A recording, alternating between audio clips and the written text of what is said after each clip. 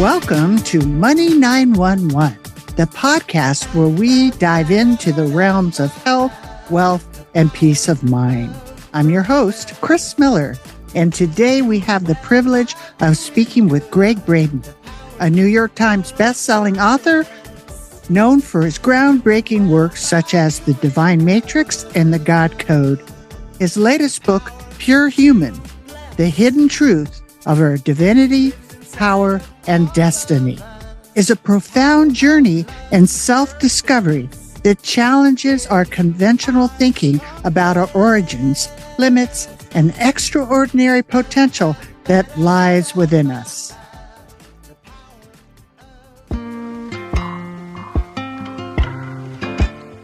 In Pure Human, Gregg Braden presents a compelling and sometimes uncomfortable truth.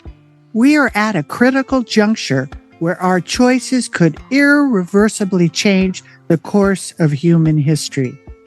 With the integration of synthetic bodies, artificial intelligence, and computer chips, we face the possibility of losing the very qualities that make us human.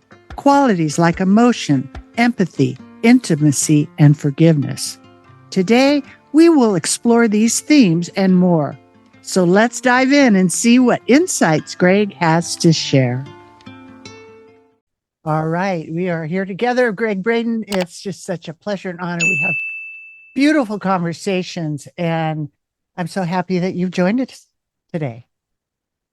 Well, Kris, it's been a while since we had our last conversation. I'm coming to you today from our studio, our festive studio, just outside of Santa Fe, New Mexico. It's the pretty close to the end of the year, 2024. Right. And I want to just thank you for the opportunity to be with your community once again, my family, and your community that you've created. As always, this is an unscripted conversation. We have no idea where it's going to go because I am going to follow your lead. That's what I'm going to do. All right. Well, and I kind of been following your lead, and I've been following and listening to you, and what you're talking about in your new book, Pure Human, is the way you articulate what I'm instinctively feeling is so appropriate. And my family here, my audience, everybody loves you. And I've been asking them, what do you want to ask them and different questions. But today I wanted to really, because it's more than a book, it's really a call to action.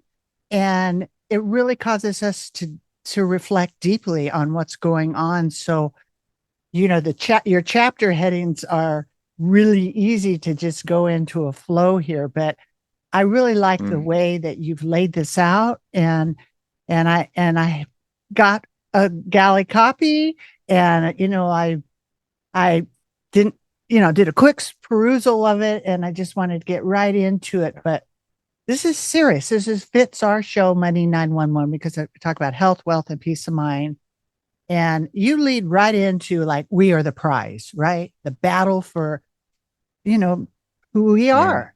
It's the war between good and evil that, in a simple way that I say it, is happening, right? Yeah. Well, that's you've just encapsulated the book. Well, first, I want our viewers to know that you are such a powerful woman. You have wrangled a physical copy of the book that I have not even seen yet. It's called a galley proof that goes out to media and interviewers. For some reason, I guess I'm not on the mailing list. Yeah. Of course, I wrote the book, and I know what it says, but I haven't seen one of those. So thank you for even going through the book and looking at it. So let me just begin at the top. This book, Kris, is I did something a little different with this book than I would typically do. I took 7 months off, with just a couple of exceptions where I had to be on a live stage. I took 7 months off to write this book. Typically, I write the books on airplanes, in airports, in hotels, traveling somewhere. Right. And I wanted to say in this book precisely what was in my heart. And this is every book I've written, I've done that.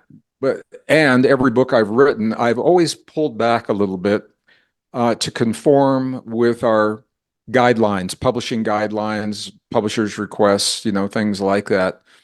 I didn't do that with this book.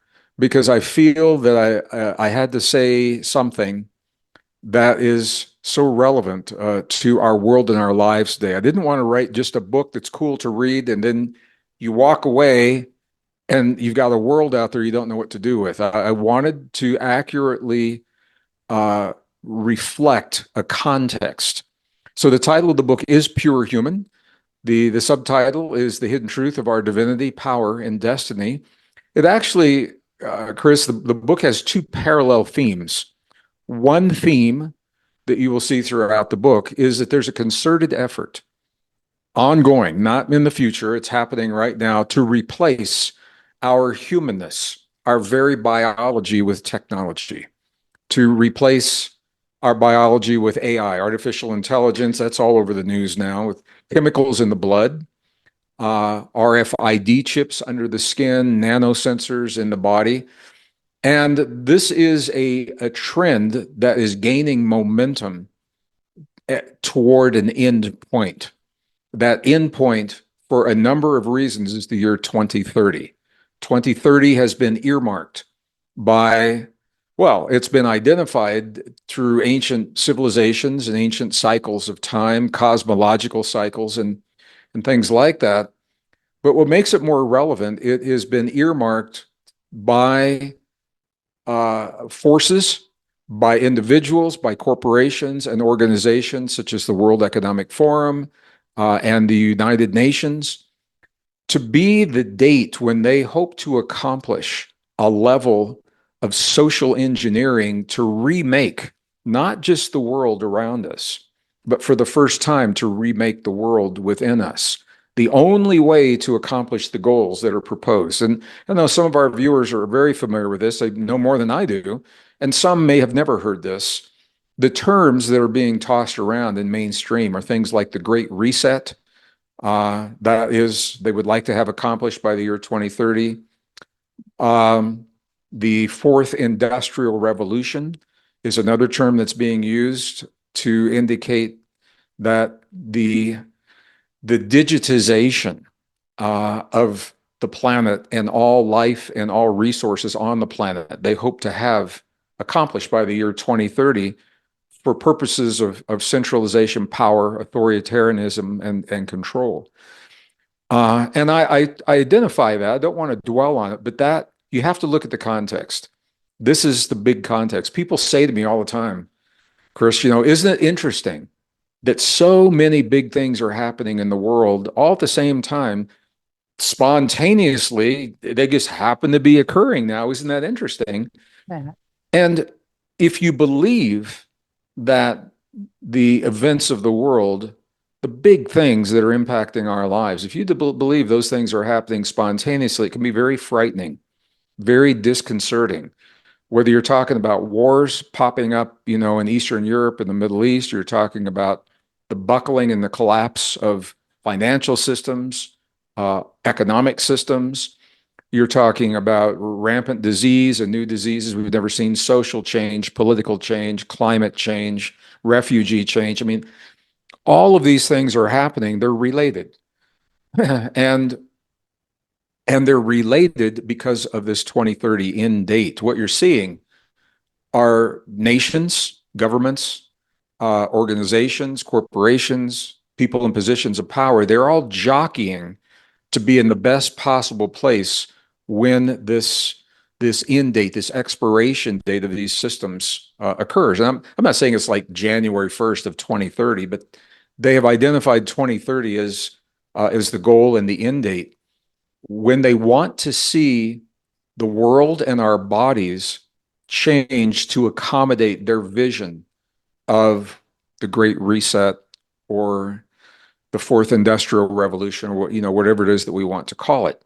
So the book identifies this and identifies the context, not in a way that makes anyone wrong. My goal was not to call out anyone for being wrong. I do identify the UN and the World Economic Forum, who now have a formal agreement signed in the year 2019 through the UN SDG 2030 program to implement the World Economic Forum vision through the UN protocols. And that's concerning because we have legal and contractual agreements as the United States and Western nations to follow the UN lead on these programs. And so now what used to be the ideas of a handful of people, that meet once a year in Davos, Switzerland, which they have every right to do, and that's cool. It doesn't bother anybody. Now they have the teeth to implement these ideas through the United Nations that we are legally beholden to in some respects, not 100%, but in some respects. So I'm identifying that in the book. But the flip side is that the new science, the new discoveries, Kris, are telling us that we are absolutely not what we've been told. We're so much more than we've been led to believe. And the science is showing us that the human body, our biology, in many cases meets and even exceeds the capabilities of the very technology that we're being asked to put into our bodies. We are the technology. And it's a very, very different way of thinking. And I'll just encapsulate it briefly, and then I'll stop and we can go wherever we want to go. When I was a kid back in 1950s, 1960s, and even today in the schools, young people are taught about biology as being like sticky, wet, gooey, mushy stuff, inside the body, and frail, fragile, flawed, and prone to errors is the way that biologists often look at the human body, that we are prone to failure modes that they call disease, for example. And that's one way of looking at the body.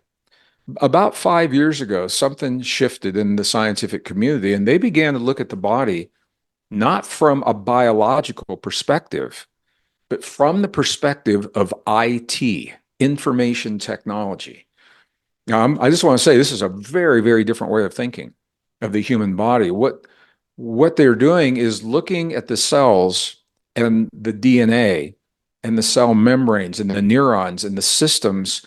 They're looking at it from the perspective of information processing and information storage. And what they're finding is that we are a highly advanced, technologically sophisticated form of technology. It's called soft technology.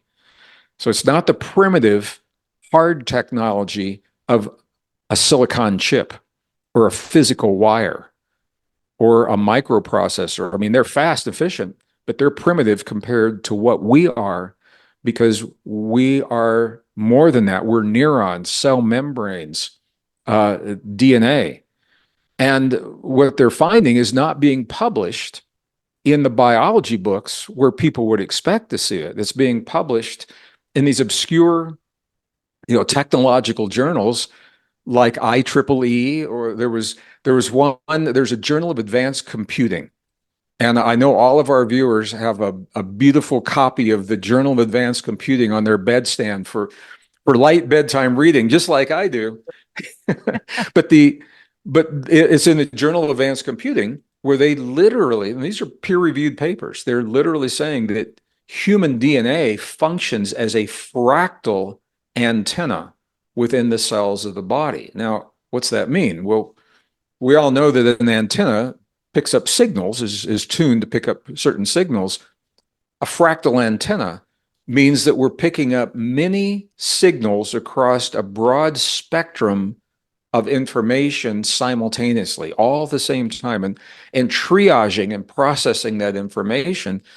It's a very different way of thinking. The same thing with neurons. They're saying that neurons are antenna as well. The same thing with the cell membranes and the receptors that cover the cell membranes.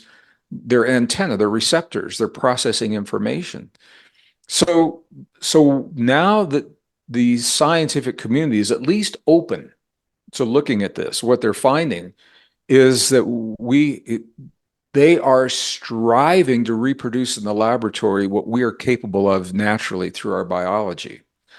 All right. So I'm identifying that in the book.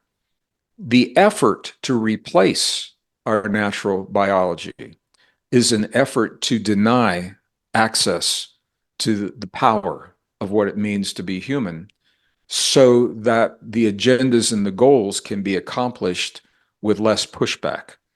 When we embrace the truth of who we are and what our true capacities are, we can talk about this as much as you want. Yes, yes. When we embrace those things, we are less fearful of change in the world.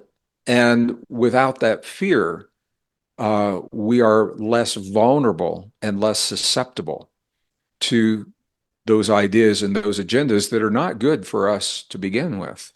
So I can see why these are not just random processes. I can see why, if the goal was to drive a population of a nation or a planet to a way of thinking and living within even a longer period of time, one of the things that would support that goal is to keep that population from the deep truth of their power.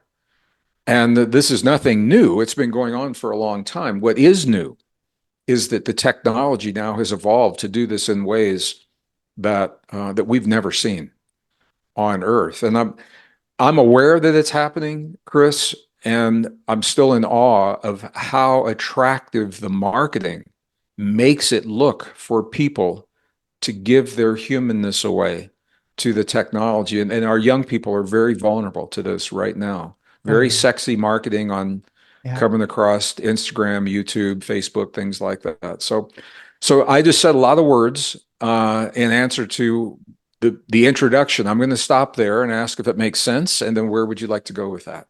Well, it totally makes sense, and it articulates the ancient message that's inside it, coded in our DNA.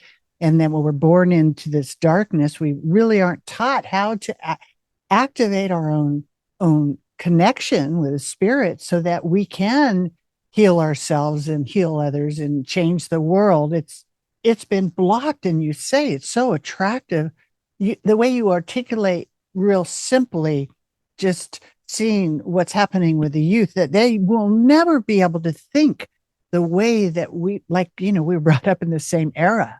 The way that we even consciously think about things is being removed. I mean, I can just go to AI and look something up. I don't even need to use my brain anymore. And it's all subtly changing to this transhuman, and it's a race. I know God wins in the end, but in the meantime, people are making choices. And unfortunately, the thing that gets me, Gregg, is that they're going to use the help for the healing of, maybe you put it in your brain and then you can walk again and talk again. And so that's kind of sexy to attract people into it. So it is a race. It's a race between human and divine, wouldn't you say? It is. And I want to be clear. I know some of your viewers are familiar with me. Some may have never seen me before. I'm a scientist. I'm not anti-tech at all. I'm a degreed earth scientist, a geologist, a geophysicist with a background, very strong background, life sciences, math, physics, computer science, linguistics, and archaeology. And I say that because it's that multidisciplinary background that gives me the ability to stay current with these new discoveries. And one of the things I've found, Kris, technology is never right, wrong, good, or bad. It's the thinking that underlies why it was developed and how it's going to be implemented. I'll just give you a couple of quick examples. I mean, everybody typically talks about, we split the atom, it could have been used for good, and we made weapons out of it, made bombs.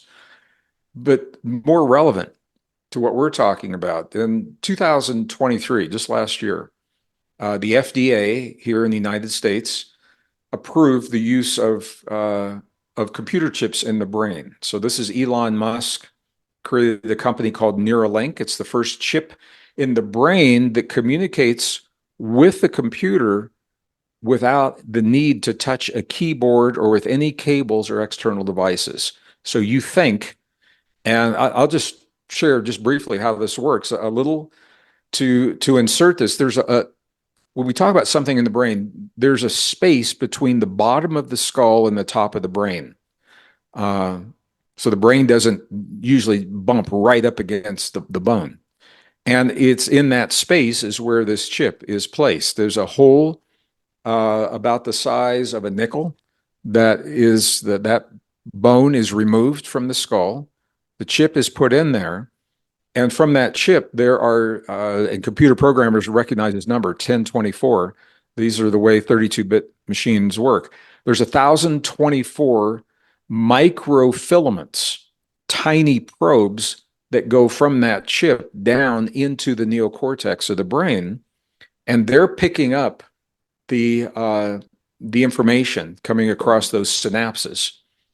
And they're picking it up, they deliver it to the chip processes it, and then transmits it through some, like it's akin to a Bluetooth technology, so it's wireless to the computer, and then the computer is set up to receive that information.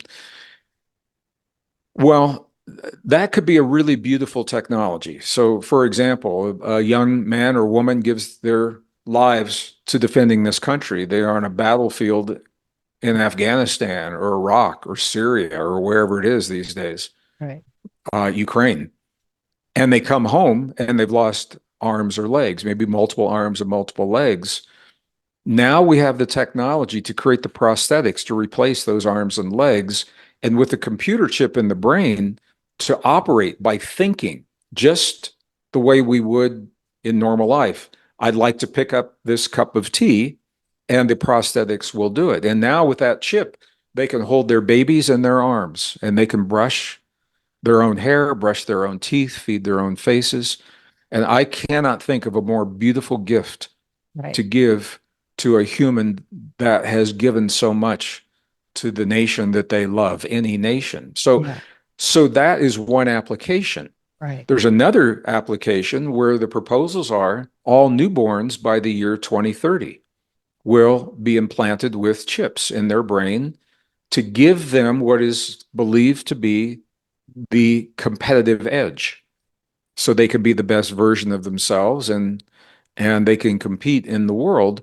That is taking the same technology, not on a case by case as needed basis. That is taking the technology in mass. I'm pushing back on that for a number of reasons. And I'm just going to share briefly one of the reasons. I have young people come to my programs all the time, and they say, Mr. Braden, and I say, please call me Gregg. And so they say, Gregg, what's the problem with having the technology in our bodies? Because no one's ever told them how precious and about the sanctity of their own humanness, number one. And number two, they have been taught that our bodies are flawed by their very existence, and that we are a weak, vulnerable, and flawed form of life, and that we need something outside of us to be at our best. We need this technology. Well, I'm just going to share a couple of examples here. When I was a kid, now I guess you said we're close to the same age. So when you were a kid, we were taught that when we come into the world, we have a finite number of brain cells, X number of brain cells, and you never get any more.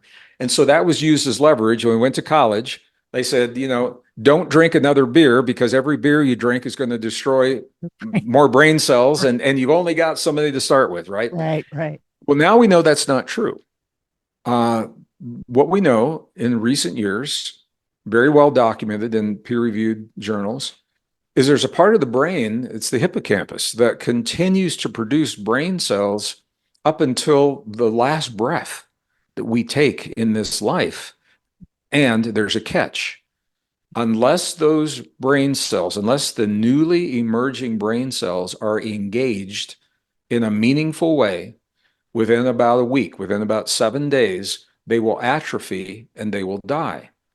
And the reason is because of the way human biology works. We are an on-demand biological system. There is an adage in biology called use it or lose it. We've all have heard that before. If the body feels that those new cells are not needed, then they will atrophy and die. And this is true not just for the brain cells, it's true for everything in the body. When we replace our immune response, for example, with an artificial immune response, it may be effective for a targeted contagion in a moment in time. But what is the price that we pay for that? The price is the body says, body's intelligence, you don't need me to do all the things that I used to do. And now all of a sudden, the immune system, it's looking for one contagion at the exclusion of all the other ones that we see every day that are typically no problem. They become a problem because we've lost our ability to recognize and defend the body against those contagions. The same thing is true with conception and reproduction and memory and cognition. So when we start replacing parts, functions of the brain with computer chips, there's a part of the brain that says, well, maybe you don't need me anymore. And you can apply that, throughout the body in one generation. Next generation, through epigenetics, we pass these epigenetic factors on to the next generation. And pretty soon the body says, oh, we used to do those things, but we now don't do those because something else does those functions for us. A chip or a wire or a sensor or a chemical does those for us. So it becomes a vestige of our past. This is how you lose a species. It's exactly how you lose a species. The title of the book, Pure Human, one of the reasons that I chose that title. First of all, I'm going to acknowledge what we're talking about isn't necessarily common in everyday circles. I mean, if you follow it, if you follow the science, if you read the articles, this is nothing new.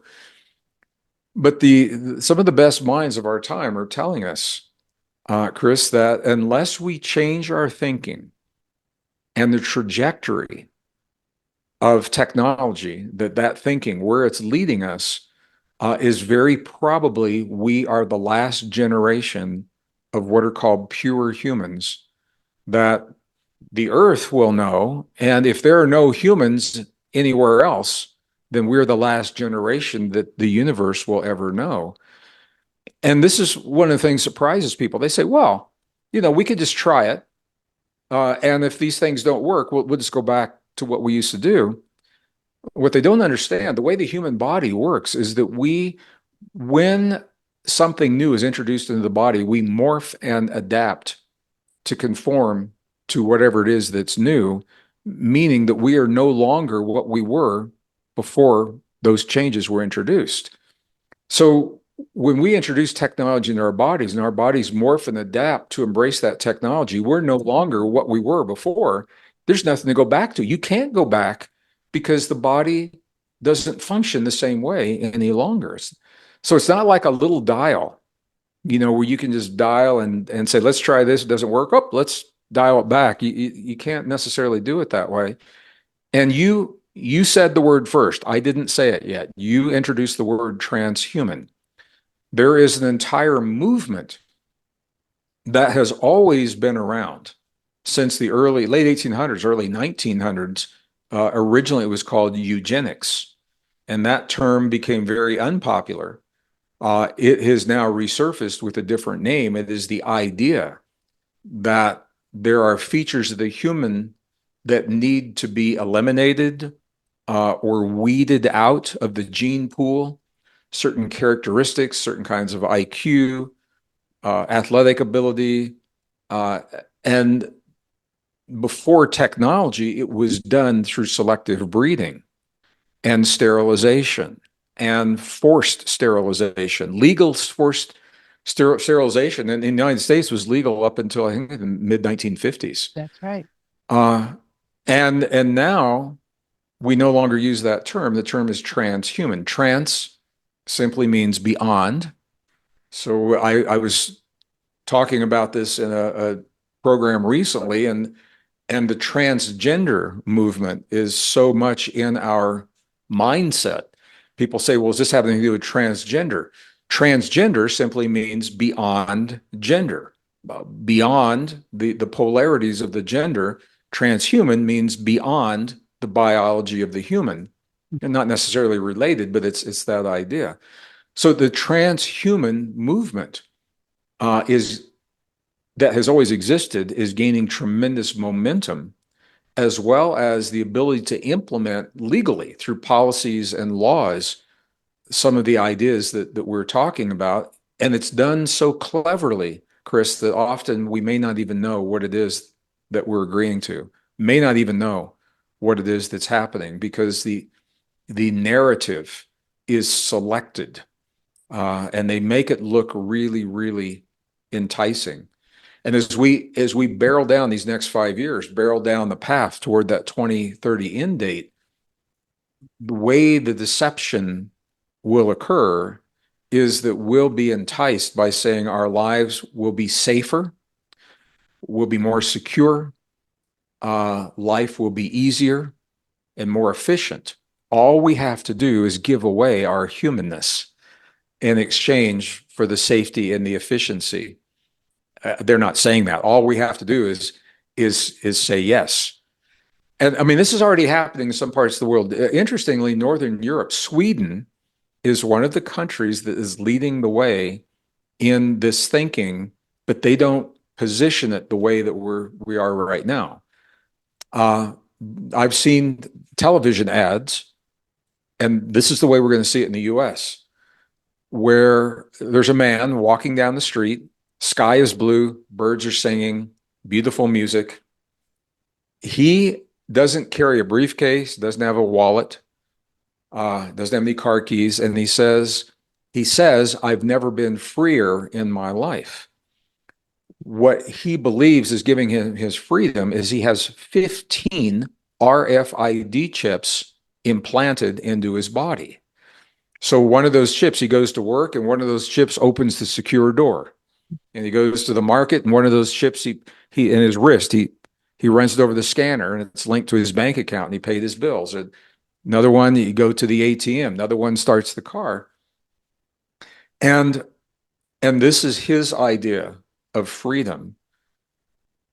To be part of that system, those chips are all tied in to a grid, a matrix of information, massive databases that are run by artificial intelligence.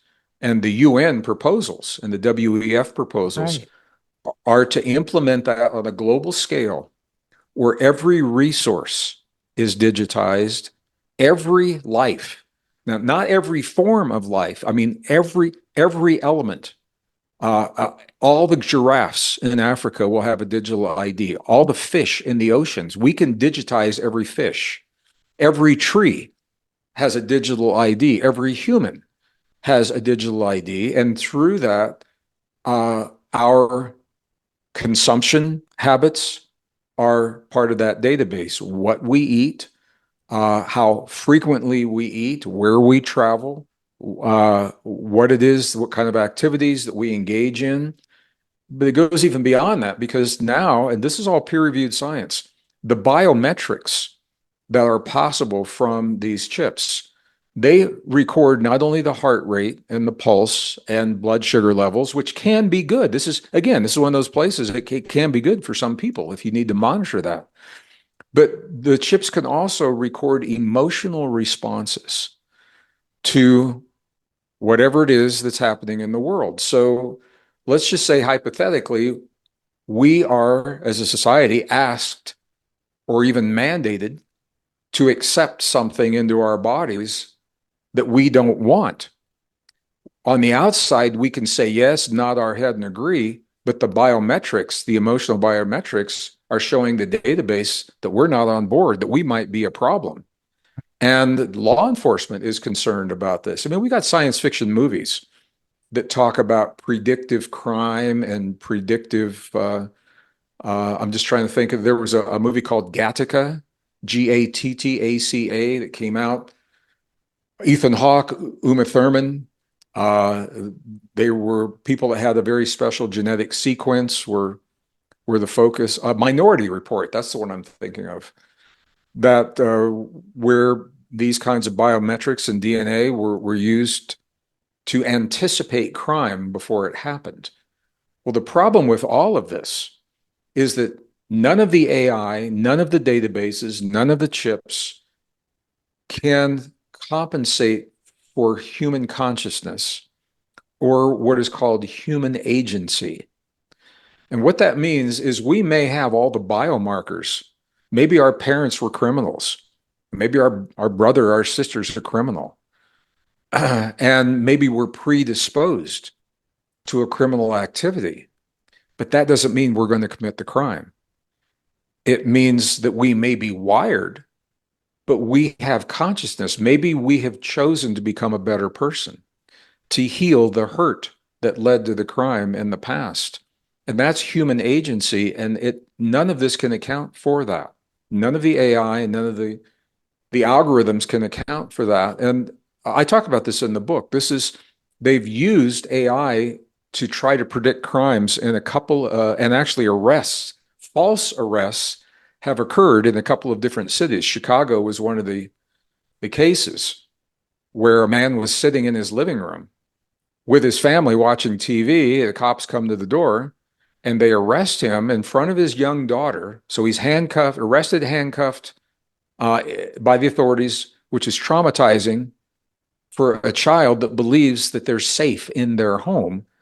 And his daughter now is in therapy because of this. He and his wife had to take their daughter to therapy, but he was incarcerated for a brief period of time because fortunately they found the mistake. But what happened was they used facial recognition software and artificial intelligence on a security camera in a store where watches had been stolen. And for whatever reason, his biometrics were close enough that the artificial intelligence pegged him as the thief when he was not. And of course, they sorted it out. I think he said he was incarcerated for like 30 hours or something like that, and they sorted it out. But that's not a one-off. This has happened in other cases in other countries. There's another case history in London that I talk about. And these are just examples. The technology is awesome technology. It's the thinking underlying it that goes against the very nature of human sovereignty, of human freedom. And now I'm going to use a word that we haven't used yet, and then we'll define it. The word is human divinity.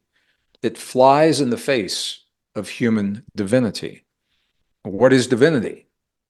The contemporary definition, a lot of people try to link it to religion because of schools of divinity and things like that make those connections. But the definition of divinity surprises a lot of people. It simply says our ability to transcend perceived limitations. So transcend, to become more than.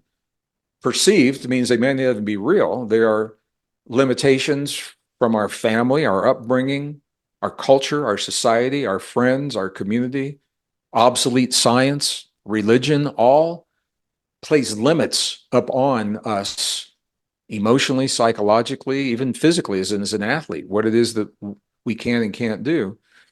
Divinity is the part of us that allows us to become more than those limits. So some examples of divinity are things like imagination, creativity, innovation, empathy, sympathy, compassion, the ability to love, the ability to forgive, are all expressions of human divinity. So the reason this comes into the conversation is because divinity is only possible through a body, through a biological, in this world anyway, we need a body to express these facets of our experience. Divinity is what frees us from fear. And divinity is where we find our power. So I'm not surprised that if there are powers and forces that want us to conform to a new idea of what the world should look like, that they would veil or deny us access to our divinity. The transhuman movement does just that. When you replace the natural biology with synthetics, you're denying that being access to their divine providence. And that kind of brings it full circle. Yeah. So as we barrel down this path toward 2030, we're going to see an intensified effort to accept technology into our bodies. And we won't be told this. One of the net effects is that we are veiling or denying our divinity by doing that. And once we do that, we become very, very different people.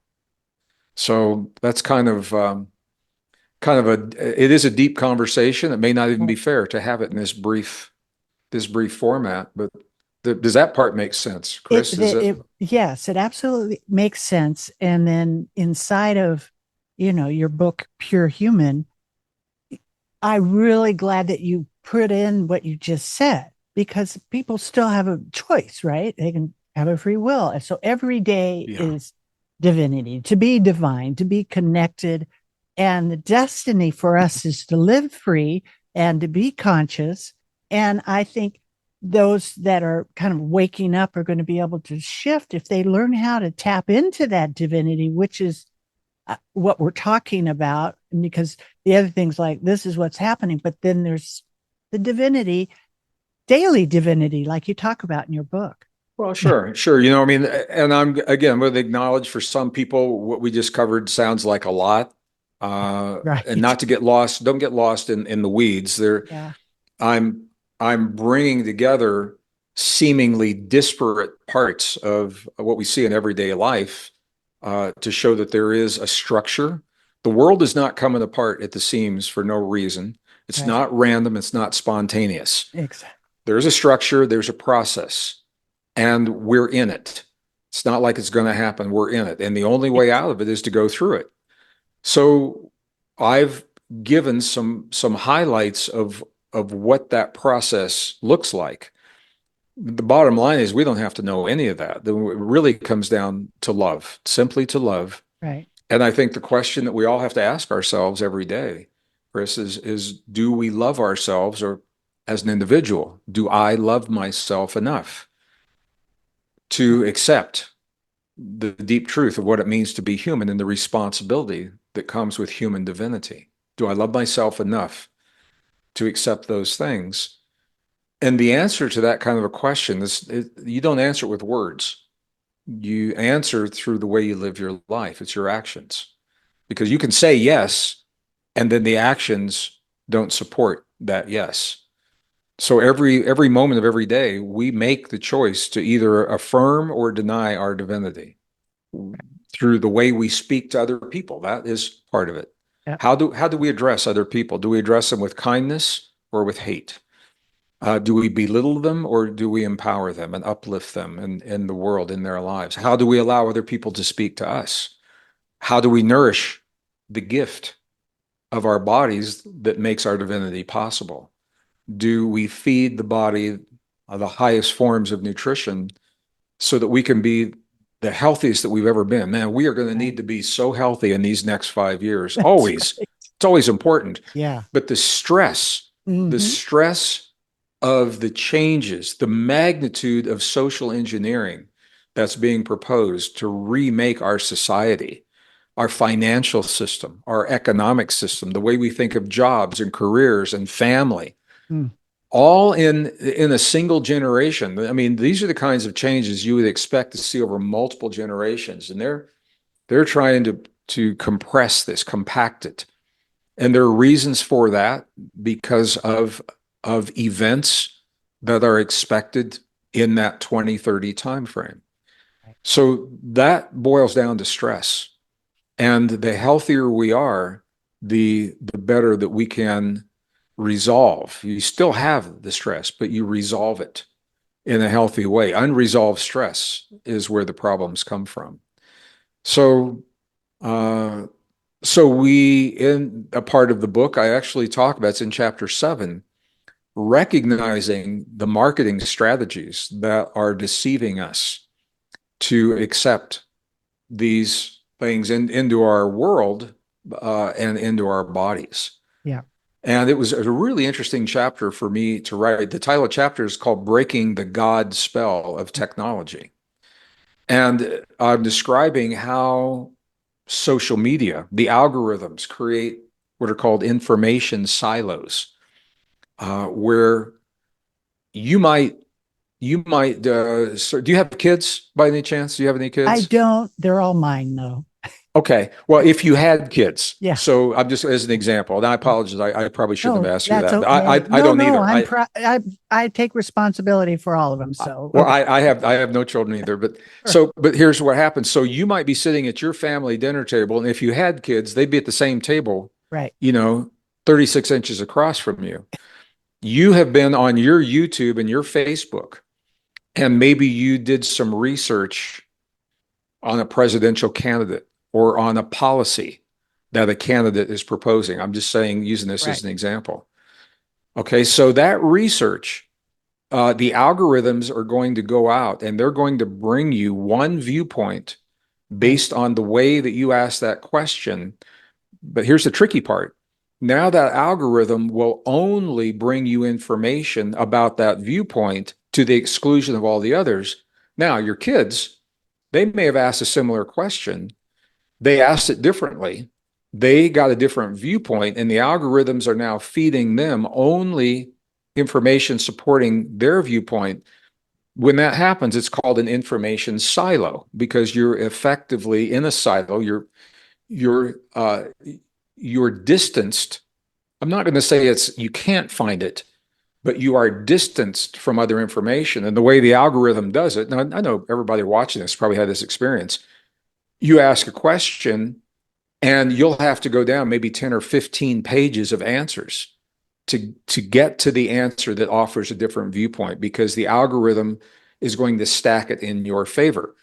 This is how we break social bonds that hold families and communities and societies and even the nation together. And that's just one example.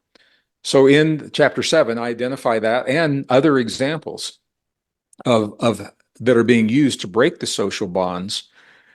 And what psychologists have found, I remember back in 1970s, C-U-L-T, cults were a really big Right. deal. Right. Hippies were in cults. The Charles Manson cult, Hmm. was all over the news. It wasn't usually in a good light. The word cult had a very negative connotation, and for good reason.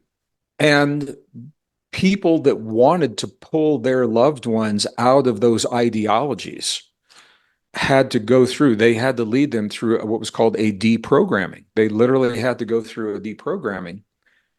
And what psychologists are finding is that that exact principle applies to what's happening to us today. That people are so entrenched into ideologies based upon their information silos Yes. that they have to go through deprogramming, and we can deprogram ourselves. In the book, I give three different kinds of programming that are recognized through social media and the remedy. And it's more, you can't just turn off the social media because here's why. If you simply turn off the social media, you're already indoctrinated into the last belief that was supported the last time you were on the social media, that you cannot see it anymore, and you're already indoctrinated into that way of thinking. So there is a process to rewire the brain, the neurons in the brain, to think differently. It is a deprogramming, and this is by design, uh, in an effort to break the social bonds, to make us more vulnerable so that we will accept the ideas that will lead to these 2030 agendas.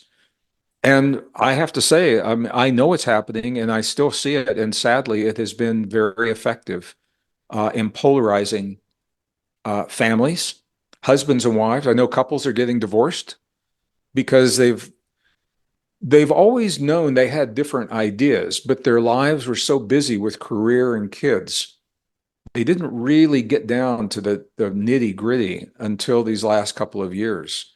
And the social media silos ignited those deep differences. And I personally believe they can be worked out. But if you believe it can't be, then you're going to leave that relationship. And maybe it's better if it's less stress and less hurt. Maybe it's better to leave those relationships. But uh, I've seen that happen. I'm seeing certainly the polarization of communities, Yeah. of societies, certainly the polarization of our nation. And, the damage, you don't walk that back in a week or two. the kind of damage that's been done because of the deep-seated values that have been attacked, very primal values. And this is not random, it's by design. Very effectively, our nation, the social bonds that have always held us together. I'm not going to say they're gone. I'm going to say they're damaged, and we're seeing the consequence of that. And we're not the only nation. You know, this year is so interesting. This is the year 2024, December, first time in human history. 40 different countries, 40 countries had elections of their highest leaders in the same year. That's never happened. Right. And most of those countries rejected the path that the current leaders have taken them on because the people know it's wrong. People, they may not know exactly what we're talking about, but they know when something is evil. They know when something is broken. They know when it's not good for them, and they really know when it's not good for their kids. And Yeah. so you're seeing nations reject those old ideas, and then you're seeing the power structures respond to that rejection to try to maintain the power so they can be in the best position for this 2030 date. So the 2030 date, we could do a whole conversation about this. Yeah. The sources all describe something called the event, and that is the word they use. We don't know. As a scientist, I don't know specifically. I don't have a crystal ball. I don't have an inside track. I don't know what the event is. I have my personal suspicions. Mhm. But there is something incoming, and you're seeing within 5 years, and you're seeing all of these power structures trying to be in the best position possible to benefit them when that happens. And the best way to do that is to control the population. And the way to do that is to break the social bonds and veil their divinity, veil their agency, veil their ability to live without fear and to love without fear and to freely communicate their imagination and their creativity and their innovations. So those are forms of evil. And in longer conversations, we would talk more about the role of evil. And I do in the book because it's very real and it plays out in many different ways. But we now have a benchmark for evil that we can apply in our lives. Anything that denies us our divinity, anything that denies us or veils or attempts to veil human divinity is an expression of evil. Doesn't mean that the people proposing are evil people, because most of them are not even aware of what it is that we're talking about. They're following the sheep. Politicians, most of them don't even. I'm not saying they're all bad, evil people. They have propensities for weaknesses and vices. So those propensities might be greed, might be sex, might be money, Yep. might be power, might be control.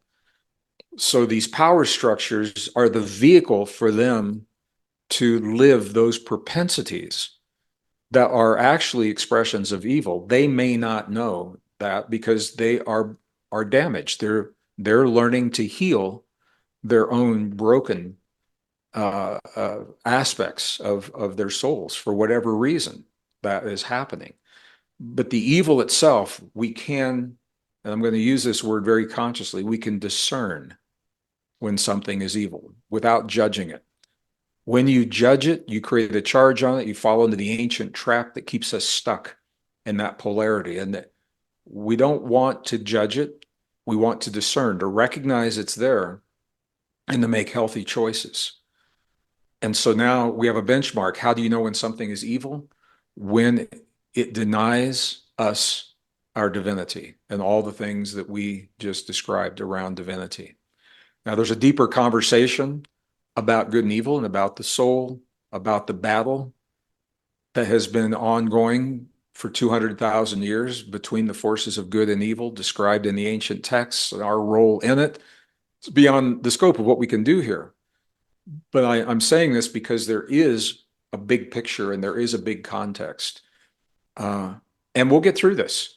We'll get through it all. And maybe you and I, Kris, 5 years from now, 2030-ish, come back and have a little celebration. Right. But the question is, what do we become in the presence of what the world brings to our doorstep?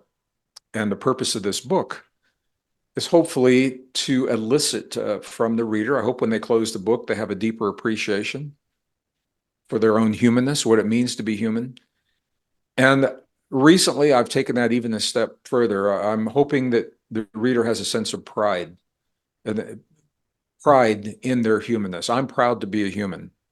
And the more I understand about who and what we are and what our potential is, and our divinity and our divine potential, and what we were given when we appeared 200,000 years ago, the more proud I am to be a human. And the deeper my commitment, I think, to preserve and protect the gift of our humanness rather than give it away to technology, which is the easy path. That's what we're all being asked to do. So other than that, it's a pretty light reading. Right. But it's mandatory. It really should be mandatory for everybody. It is the keys to humanity, like you say in the book.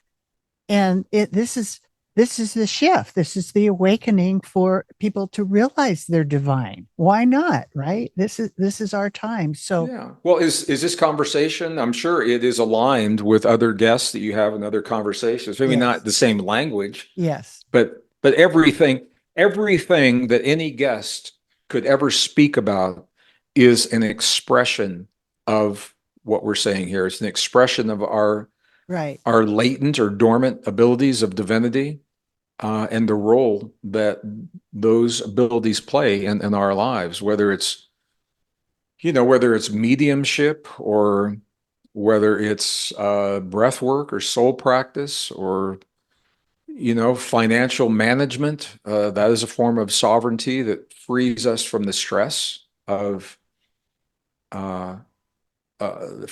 the stress of feeling vulnerable in the world. So I think it's impossible to talk about anything that doesn't tie back to this fundamental battle between It good and really evil, is. and to our human divinity.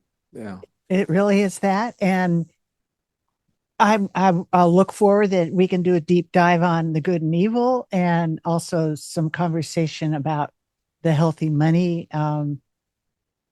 But I don't want to go off onto another conversation, but it really is everything clearly what you just said about this is the awakening, and to take the time to really read and look around, because you are divine, we are divine, and together the community of the like-minded people will rise. That's what I see. Even as a thing, one thing crumbles, we will rise, and Well, yeah, in nature, by definition, the end of anything is the beginning of what comes next. that's right. That's right. So, and I'll be really clear. When we talk about divinity, this has nothing to do with religion. No, Religions have attempted to hijack they and have. wrap the rules and the dogma around the divinity because it's where we find our power. I can see why Yeah. that would happen.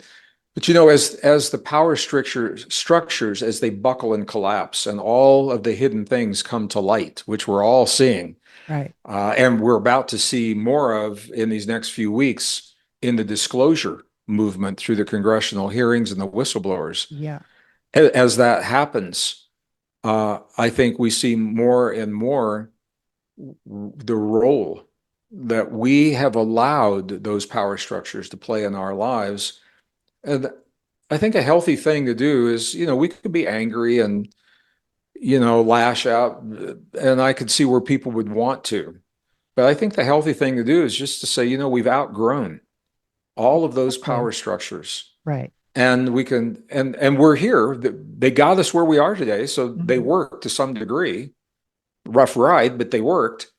And so now we can bless them, let them go, Right. and let's move forward into the new world that is not based on the fear and the hurt and the suffering that we Right. all have seen in the 20th and now the early 21st century. And I think it's possible to do that only if we step into our own power, if we accept our own divinity, And that's where that question comes from. Do we love ourselves enough to accept the truth of our humanness and our divinity? And if the answer is yes, live our lives to reflect that yes. And I think that's all we can ask from one another, from ourselves. Absolutely. That's it right there, Gregg. Yeah, yeah. Well, as always, we could go on forever, and I know you're on a media run and got places to go, but we'll continue the conversation, and everybody that's listening, tell them where you're going to have the book out in January, Yeah, right? well, our publishers, the crazy thing, the book, I believe, is in the warehouse right now in December. They didn't Okay. want to release it at the election and Right. Christmas and the inauguration and all that. Okay. So it's available for pre-sale right now wherever books are sold. Amazon, Barnes and Noble, my website, my Yeah. publisher's Hay House. You can go to their website, whatever. Um, but the physical hardback books will be released on January 28th. And I'm hoping they send me some of those because I didn't get the one that you've got. So maybe they'll send me the You can real book see what's here. in your book, right? Maybe. No, I Maybe. know. I just, do I have time? Can I give a shout out to our You publisher? can go as long as you want. I'm here Well, forever. I just wanted to do, because it's in your backyard. Okay. Hay House Yeah. is the publisher of this book. They are now distributing through Penguin Random House. So there's a Great. close relationship there. But I really want to give a shout out to Hay House because they gave me the freedom in this book to say what I wanted to say. They very, very little editing Oh. went into this book. There, of course, some grammar and things like that. But they did not try to change the tone Hmm. or the language. They did have to run it through a legal process because I'm identifying WEF, Yeah. United Nations, factually, not from a libelous perspective. I'm not saying it's not true, Right. but identifying their role in the proposals that are being made, and Hay House supported that in ways that exceed anything. I've been with them 20 years, and this is a level of support that I've never seen from them in 20 years. I want to give them a shout That's out. right. They're they're growing, they're changing, we're all learning together. They're good Yeah. people, and they made it possible for me to write and share with a larger community what you're holding in your hand right there. So thank you, Hay That's House, great. if you're watching. That's great, really. And yeah, because they let you write what's really true and not hide it like everything else is. So yeah.